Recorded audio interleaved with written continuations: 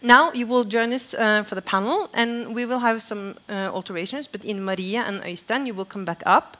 Then we also wish a warm welcome to Mr. Pål Wibe, who is the CEO of the Norwegian retail chain Nille. Thank you. We will have a small shift in the discussion now, because until now we have sort of discussed mostly how the educational system should approach preparing youth for the modern labor market. But now we're up for a somewhat other discussion, because we're discussing more how is the labor market and the employers, what are their expectations of young employees, and how do you actually train and develop them, and what can be done to sort of back that work up. That's the basics for this discussion. And because, Pål, you're the new guy in the panel, so we will have a minute or two just to begin with, to just shortly describe your role as the CEO in Nille and how you work with these questions. First of all, I guess I have to ask people here, can anybody who has been at a Nille store before in their life raise their hand? Which is always great to do. Well, I should probably ask who has not been into a Nille store. And there are some. I'm here as a CEO of Nille, which is a Norwegian retail chain that most women actually know. 95% of our customers are women, which is good. I think that we are, here also as a representative of the retail sector, because the retail sector is one of the biggest sectors in Norway and abroad, employing more than several 100,000 people and tens of thousands of young people. And very often the retail sector is the first job into working life, because most people don't really just go to school and then finish school and start working. Most people start working in some capacity before you finish school, and very often that first experience is with companies like Nille or other retailers. And we see the young people as, of course, as a pool of talent that we can use. Many people in my company have started off when they were 15, 16 after finishing school, and they actually started off as shop assistants, become shop managers, district managers, and now they have leading position in our company. So the retail sector is a sector where you can learn all, both you can take higher education, but you can also start working and taking that education as part of working in a retail company. So, what are your expectations when you have young employees coming to Nille? What would be the most important things that they have learned from school or other places when they come to you? What kind of competences should they have? I always think that it's nothing special with young people. It's the same as older people. I think I expect the same people of young people that I expect of older people. Same as I expect of men as women and all the things. I think the most important thing is the thing that people said earlier today about attitude. I think that if you have a passion for what you're doing, and most of you will never work with Nille, but if you have a passion for retail, like I do, Nille is a good place to work. If you don't have a passion for entrepreneurship or for financial management or for consultancy or whatever you do, follow that passion.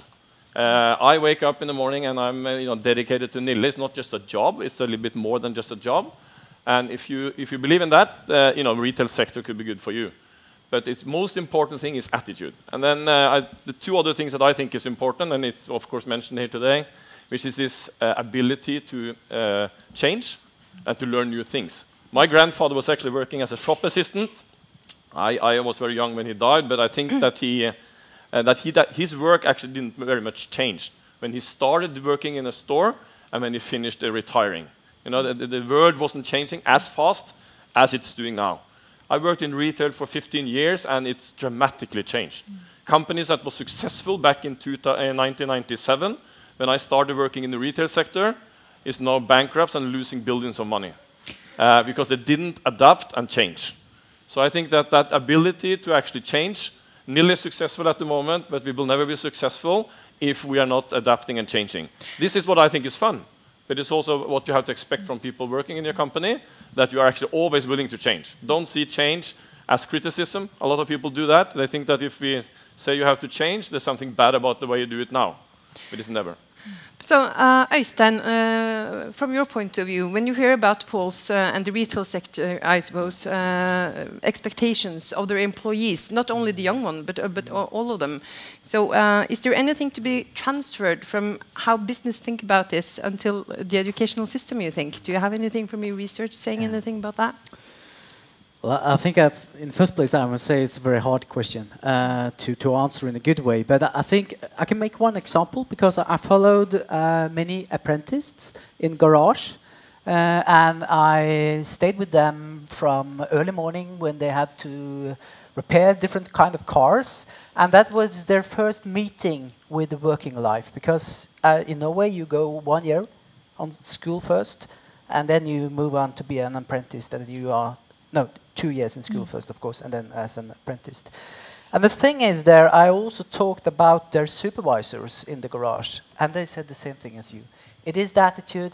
It is the thing of being there 7 o'clock in the morning, all those kind of things. But what was my interest in this was to trace the full life story of these.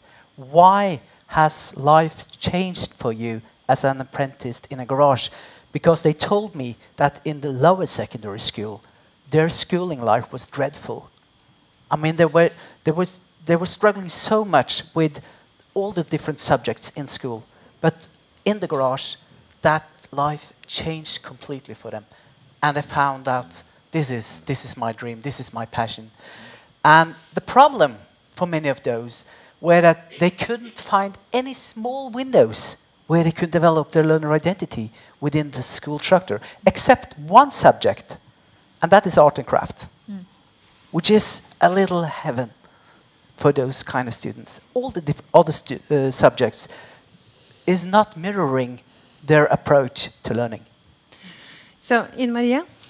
Well, I think it is interesting to see that the OECD tells us that we will educate 3 times during our life for this generation. That means when you have your basic education, as we're talking about now, and 2 more times in life. And between those times, you have changed your job several times, I can guarantee you.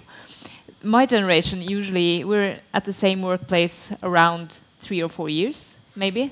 I'm the exception then. 12 years is a very long time at my age. But then we change. But we also change careers sometimes. We don't only change the place we work within the same area, we change our careers as well. So we need to be able to adapt and be flexible. And secondly, I think that school systems, but also the society as a whole, should encourage our outside life. Try to imagine that most of us sitting here, we go into formal education of some sort. What you do on the outside, if you do charity, if you do sports, if you do student policies, if you do entrepreneurship, is becoming increasingly important. Or if you work at Nille or other places, it's becoming increasingly important to diversify you and your competencies from the rest of us who do exactly the same. That's very interesting. And is that your experience as well, Hicham? When you're looking for the trainees for your program, how does the outside world and the interest outside of school, how does that reflect to who you actually recruit? We kind of, when we go into a recruiting process, we're fully aware that you have a lot of different individuals. Some of them are interested in what we do. Some of them are interested in different things that you can have synergies with. But what is most important for us when we pick up a trainee candidate and enroll it to our program is that this person has the ability to continue learning and developing with us. Yeah. So that's the most important part, because when you're in school, in my opinion, is that you get introduced for basic concepts and general knowledge about different things. The real learning phase is when you get out there and start working. And that's what we try to do. We take the trainees and we put them into a real working life situation. So we don't educate them, but we put them in to solve tasks that master degree students would have done. And that is actually what you do as well, I think, Pål, because you have a close collaboration with NAV, the social welfare services system in Norway, and you actually have in your strategy to recruit people that has somewhat fallen out of the labor market or out of education. And why do you do that, and how do you work with it? It's a little bit like Stormberg do in the manufacturing sector, which is really like taking the people that you think is fallen out and sort of like everybody's given up on. And it's a lot of, in Norway, increasing the amount of young people too. And we believe actually that anybody can develop much more than people think.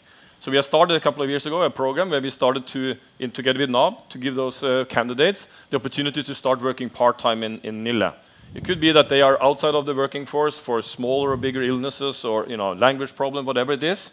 But for some reasons, they can't get the job. And then we started sort of gradually taking them in, giving them more and more responsibility.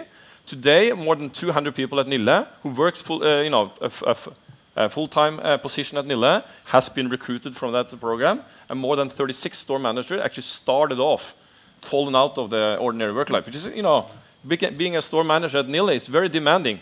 And it's the same thing. I have the exact same demands on them that I will have on any one of you who are applying for Nille or anybody else, but they are really succeeding. But, a couple of years ago, these people didn't have an ordinary job, and they were not able to get an ordinary job.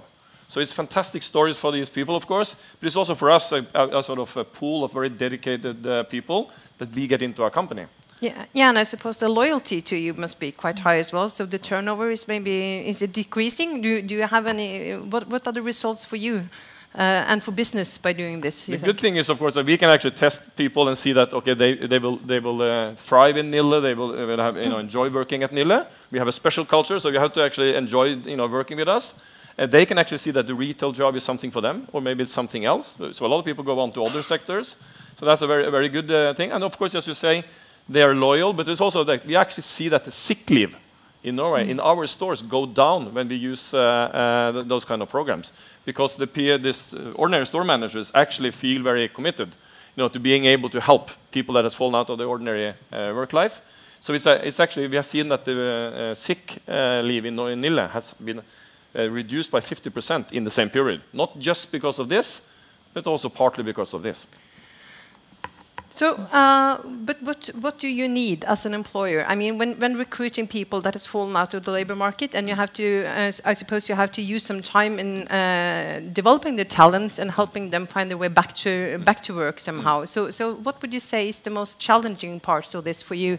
And in working with NAV, for instance, do you have any recommendations as how to work better with that? Well, I think it's a bit like Kevin said here earlier. I think that always in the system, everybody wants people to fit into the A4 kind of standard very quickly. Yeah. So very quickly they want people to sort of be in normal and then on normal conditions to work. Some people need more time. They need to gradually work their way up, get very easy skills, get more complex skills, and as I said, eventually even being store managers. But they have to do it in their own pace. And that's sometimes when you have a system that really wants positively to get people through the system and get them into an ordinary work life. That doesn't fit everybody always. And then the system sometimes have to find a way of being a little bit more flexible, which they of course not always are. Do any of the other panelists have any reflections on what Pål's saying about recruiting people outside the labor market, or how we can sort of try to close the gap more between how recruiting people that are sort of behind in the queue and trying to make more of the businesses doing like Pål and Nille does?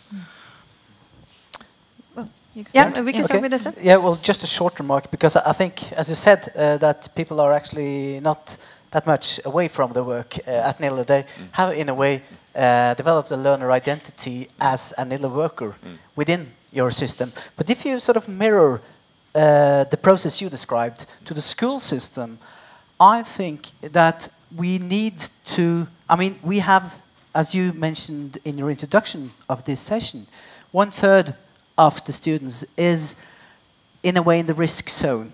They could, if something happened in their life, they could drop out of school. So we need a slightly different approach to learning for those students. Could be for a couple of months, could be in a specific class, but as this story about the apprentice told me, that everyone needs at least one little window or one little place where they feel that, okay, this is also my school. This is not the school for everyone else. This is not everyone else Nille. This is also I'm also part of the community of workers or students. Yeah, so everyone has to find that little spot window. Or that specific subject. So, Maria, do you have any reflections on that? Yeah, and I think I actually totally agree with what have been said here right now, and just want to add a couple of comments. First of all, from a society's perspective, if we manage to reduce the number of dropouts in high school by 10%, meaning that 80% will go through high school and not drop out. For society as a whole, that would give us about $1 billion or 5.4 billion Norwegian kroner per year class, as the society would gain from that. But that's from the society's point of view. From the individual's point of view, it is so important that everyone should be offered a chance to actually show what they're good for. And most people are, like Pål, I think, positively surprised by getting young people, or older people for that matter, into their workplace, people who have been struggling with different challenges. So I think that what the government can do is to try to help businesses like Nille, like Stormberg, like others, who would like to take on board an employee who has some challenges, by trying to, for instance, subsidize some of the wages. That is something that has been tested. I think we should do more of that, because it reduces the risks for the enterprises to take on board people that maybe can work half-time, maybe can have some sick leave at some point, but still they're on board and they feel the community that the workplace gives them. And then the schooling system for both people in school and also older people who have dropped out of school should be more flexible and a little less afraid of taking into, or at least trying to build down the barriers between the school and the society on the outside of the school, because there's so much to learn for both parts, and I think that's maybe a key to a change and a key to a success. I think that very nicely sums up and closes off this discussion, actually, because I see we're about to run out of time, and I'm very eager to have some minutes left at the end of this, so the audience can have a possibility of asking the panelists, both the ones that are there now, but also Axel and Kevin, questions, if you have some. And I have someone with a microphone here helping me sorting that out. So do any one of you have a question for one of the panelists?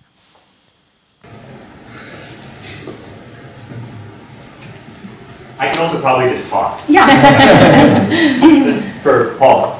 When you hire a youth or older people who've dropped out of the labor force for a while, do you give them extra support when they come into Nille? Yeah, you have to. I mean, it depends. I mean, some people it could be, for example, language, and it's a smaller actually barrier than some others, so it could be lesser help. But we have a training program for people, especially when they work in the stores. So we sort of gradually build up. So we modify that program depending on the illnesses or the background for why they have sort of fallen out. So you take it gradual, and some of them have to take steps and then go back and then take steps again. But as I said, you really see a tremendous increase in capacity throughout the program.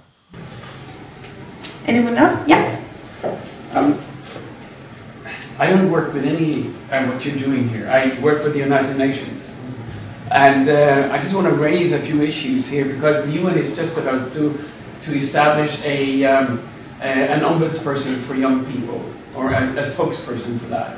And because I know the system, I know that it's a man.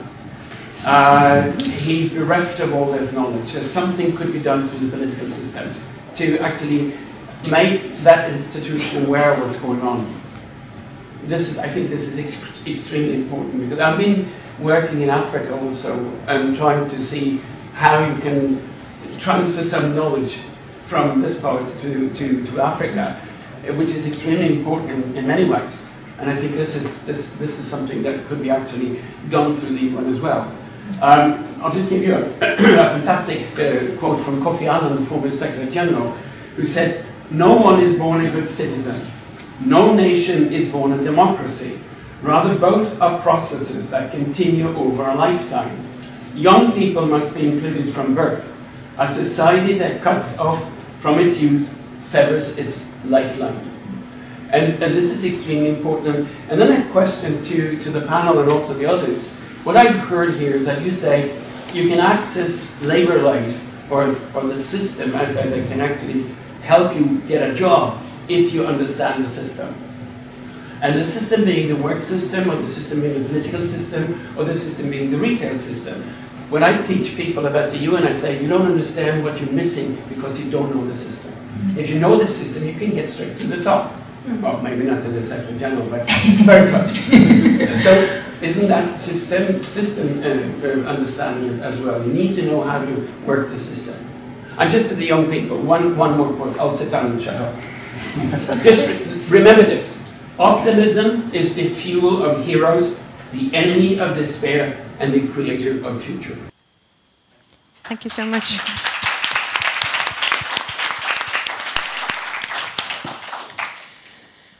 Øystein? Yeah, I think it's really important what you say, and I think I'm trying to learn a new system because I've been part of a network in the European Union, and what they have been looking at, and this really fits to what you are talking about, is some key competences that should be implemented in the curriculum all over Europe. And I would just quote 3 of those competences, which is really much about the debate we have had today. And it's about digital competence, it's about entrepreneurship, and it is about learning to learn.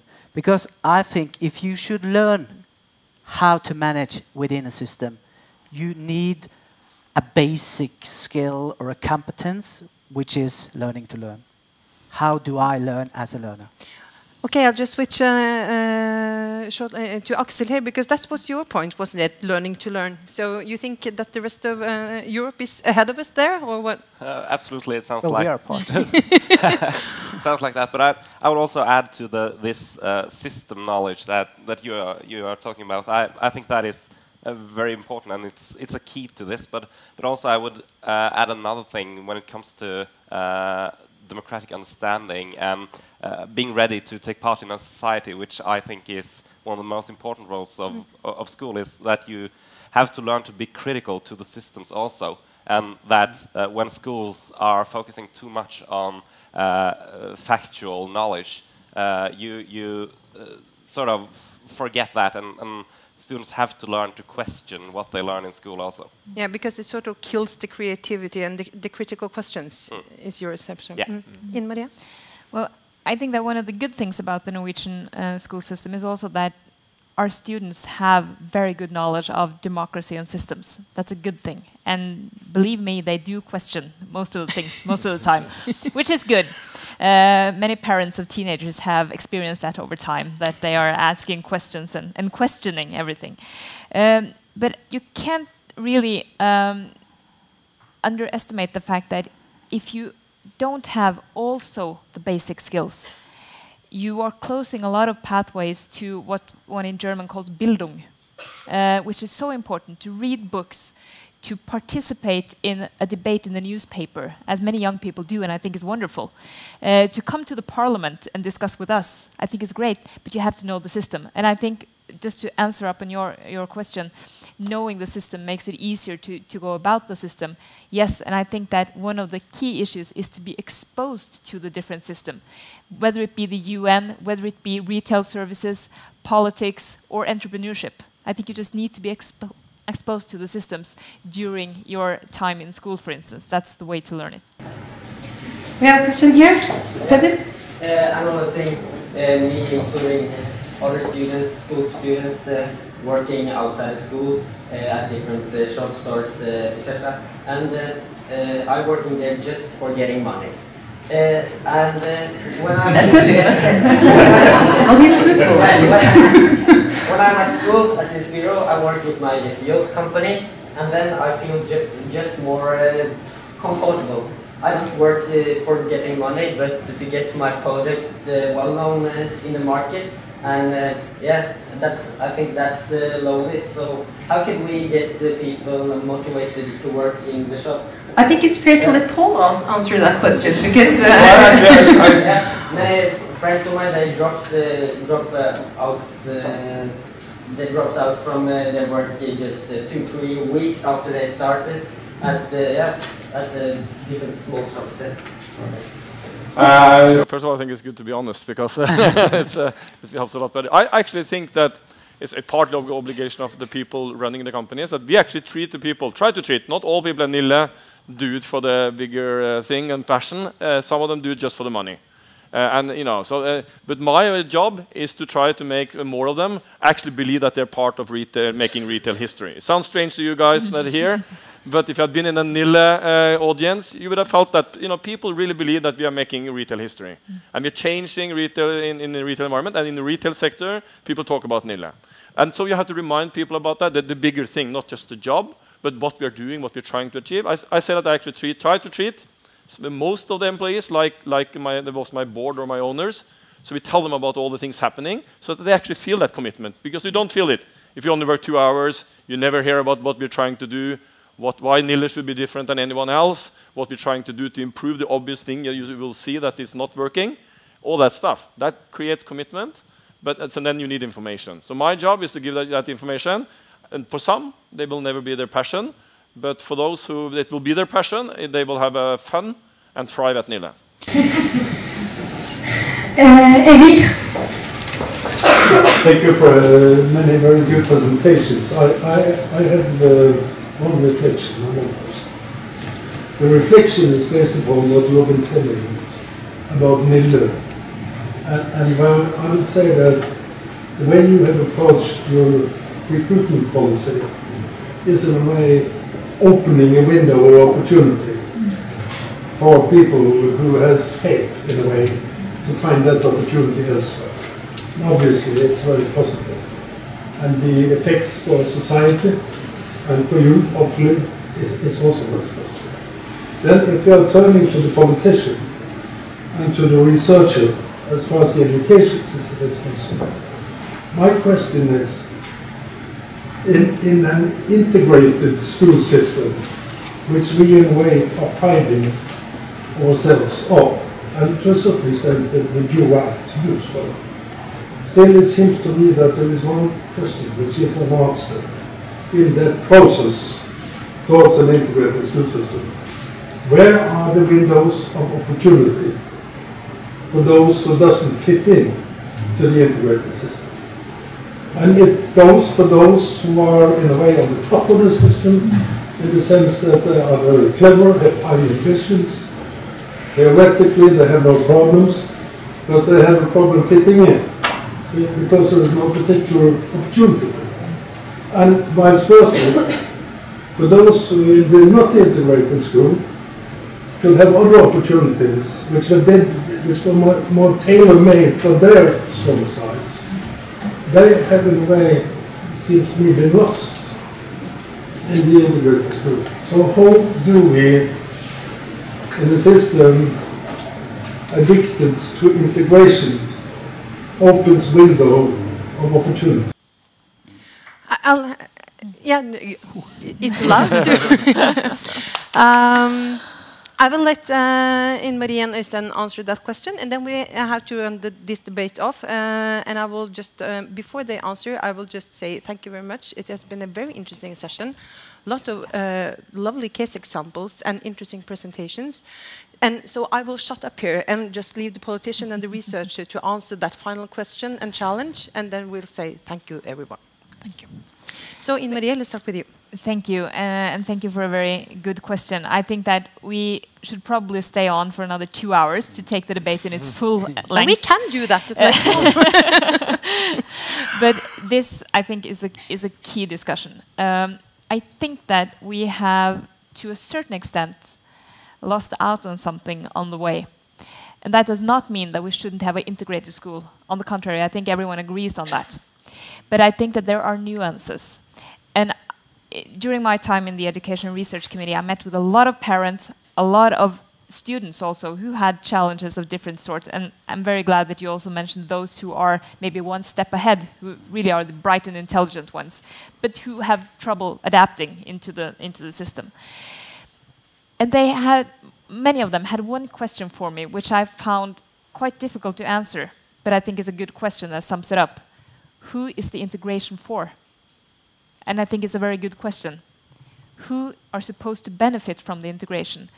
Because some places and sometimes I think integration has maybe gone too far. Some places you are not integrated enough. So I think there are both sides, but I think that you are touching a crucial point which we should have probably much more time to discuss. But I think that trying to adapt everyone into the same box is virtually impossible. And it should be impossible, because not everyone fits into the same box. And that's my point with being flexible also in the school system, trying to give an offer, trying to give something to all students so they can get a good outcome of their education, no matter if they're in the one end or the other end of the scale. Øystein, what is your take on this? Yes, try to make it short. I mean, the very short answer is that trying to survive in the system, as you said, you just have to survive for 10 years. Because that's the first transition where you can make a choice from lower to upper secondary school. A better answer might be that there is still a teacher around. And if it is a good teacher, the teacher knows the good side of that student and the bad side and what that student is struggling with. And if that teacher also managed to integrate the student's world into the classroom by making what he or she knows is the knowledge or the specific knowledge or the skills of that specific student and make it relevant in a specific situation, that is a key task for the teacher. And we need good teachers. I think we agree on that. We are studying that in knowledge, and we have also, but we need to really improve the system so we have teachers that have a passion about teaching and will maybe get something back when they do their work very good. And I think my last thing, and that reflects very much of what I've said here today, is that every learner in the system should find at least one place that they can find that this is me. Here, this is my room of teaching, of learning in school. Because then they manage to survive. Thank you so much, both of you, and all of you. Let's give them a big hand.